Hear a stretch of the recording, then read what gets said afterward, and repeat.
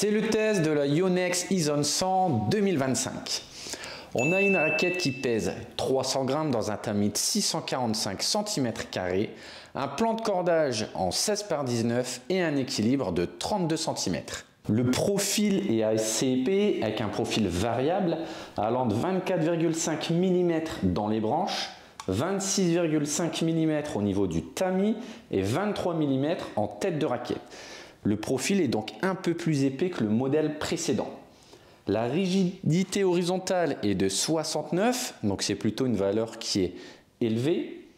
Une rigidité verticale de 72. L'inertie, quant à elle, est plutôt dans la moyenne globale des raquettes, c'est-à-dire une valeur de 313. Et enfin, un twist weight de 16,2, ce qui nous montre qu'on aura une raquette très stable à l'impact. Cette raquette est bourrée de technologies, je vais vous les expliquer une par une. On retrouve la fameuse technologie isométrique, cette fameuse forme où on est plutôt sur une forme aplatie sur le haut de la tête de raquette.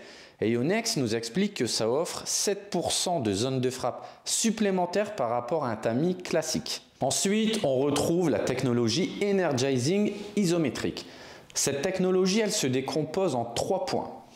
Yonex a revu la largeur de son profil pour le rendre un peu plus large. Ça va procurer plus de puissance naturellement. Également, ça a été élargi sur le haut de la tête de raquette et étendu également sur l'ouverture du haut du tamis. Tout ça, c'est pour offrir encore un meilleur sweet spot, donc une zone de frappe plus élargie pour des frappes de balles qui sont plus constantes et plus puissantes. Il y a la technologie également VDM qui est intégrée dans le manche pour réduire les vibrations indésirables. On retrouve également une technologie assez unique, le minolon. Le minolon, ça a le but d'offrir plus de confort. Alors, qu'est-ce que c'est? C'est du fil tressé par des chenilles de Mino Nuchi au Japon. Et Yonex vient les introduire entre les fibres de graphite au niveau du manche pour un toucher qui va être plus doux. Et vous verrez dans le jeu et dans mon impression qu'en effet, on a bien une impression de toucher bien plus douce. Et enfin, la technologie 2G NAMD Speed. On sait que Yonex dispose de sa propre usine de fibres de graphite et ils ont travaillé sur un graphite qui va être ultra réactif. C'est-à-dire qu'elle va fournir un meilleur transfert d'énergie pour plus de réactivité et de puissance explosive. Fini pour les technologies, maintenant on se retrouve sur le terrain pour le test. Pour information, j'ai cordé cette raquette avec le Headlynx en jauge 1,25 à une tension de 23 kg dans les montants et 22 kg dans les travers. Je ressens tout de suite que la sensation à la frappe, elle a changé par rapport à l'ancien modèle.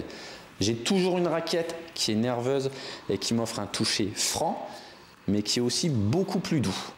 Ce qui me frappe, c'est la puissance, donc la balle, elle part très rapidement, mais j'ai un petit côté de contrôle aussi avec. Donc je m'explique, quand j'enclenche mes frappes qui sont explosives, pour moi, c'est juste là où j'ai le plus de magie avec cette raquette, parce que j'ai un petit toucher supplémentaire, comme si la raquette, elle pliait un petit peu, qui m'offre un contrôle supplémentaire et qui m'inspire beaucoup plus de confiance, surtout quand je lâche mes frappes à pleine vitesse.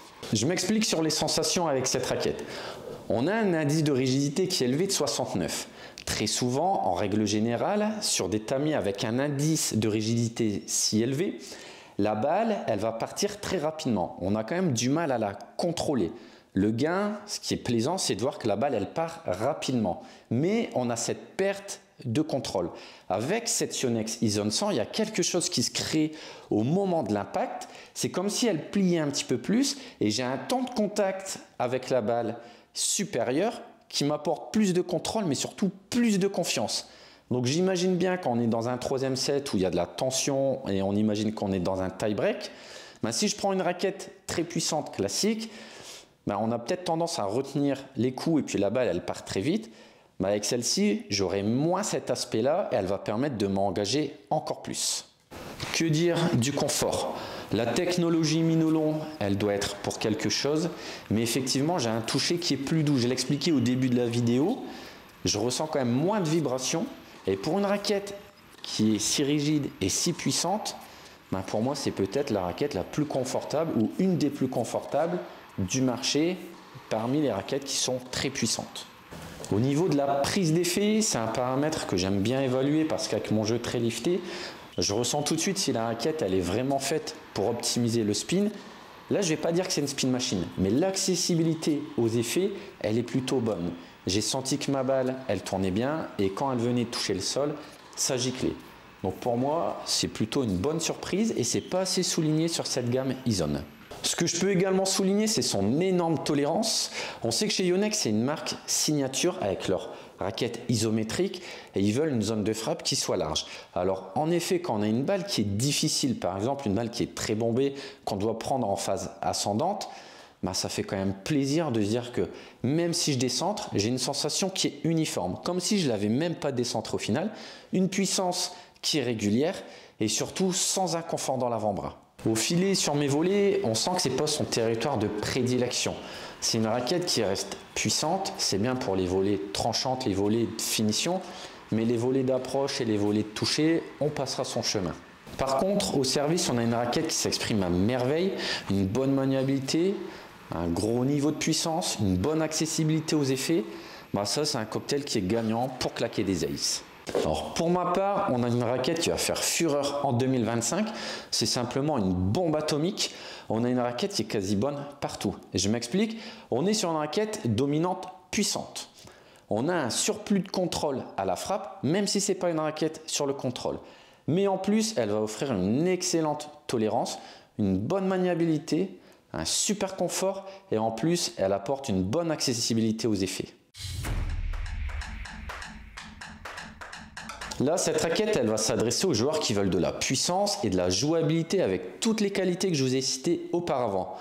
Mais si en plus tu as des frappes qui sont explosives, alors là tu vas être récompensé par un surplus de toucher de balle qui va t'apporter plus de confiance dans ton jeu, surtout par rapport aux autres modèles à dominante puissante des autres marques. Alors naturellement, c'est plutôt une raquette que je vais déconseiller à ceux qui veulent du contrôle ou du toucher de balle, ou ceux qui ont un jeu tout en finesse ou qui aiment bien monter tout de suite au filet et terminer le point. Dans ce cas de figure, orientez-vous plutôt chez Yonex sur la Percept 97 qui va vous combler dans ce domaine-là. J'espère que cette vidéo vous a plu, n'hésitez pas à vous abonner, à liker, à commenter, je me fais toujours un plaisir de vous répondre et je vous dis à très bientôt sur notre site extreme-tennis.fr.